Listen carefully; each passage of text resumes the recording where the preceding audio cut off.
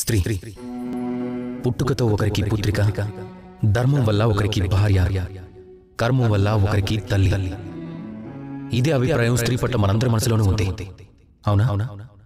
మన జీవితంలో స్త్రీ స్థానం నిరుపమానం. అలానే స్త్రీ లేకుండా పురుషుడికి అస్తిత్వమే లేదు.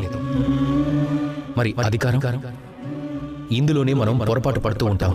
స్త్రీకి పుట్టుక నుండి అస్తిత్వాన్ని ఏర్పరచుకునేంత వరకు తనపై అధికారం కలిగి ఉండేవాడు తన తండ్రి. అనంతరం తనకి వివాహం అయిన తర్వాత తన అస్తిత్వంపై అధికారం ఉండేది తన భర్తకు మాత్రమే.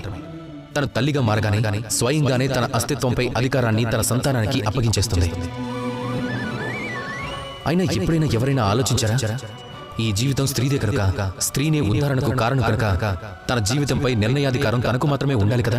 తన జీవితానికి సంబంధించిన నిర్ణయాలు తను స్వయంగా తీసుకోగలదు, స్వయంగా తన భవిష్యత్తుని తీర్చిదిద్దుకోగలదు.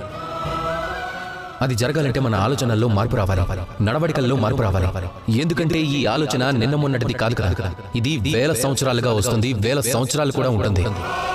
అది ఎలా ఉండాలంటే మనం మారాలి అంటే మనలోని ఆత్మ పరివర్తనని కలిగి ఉండాలి.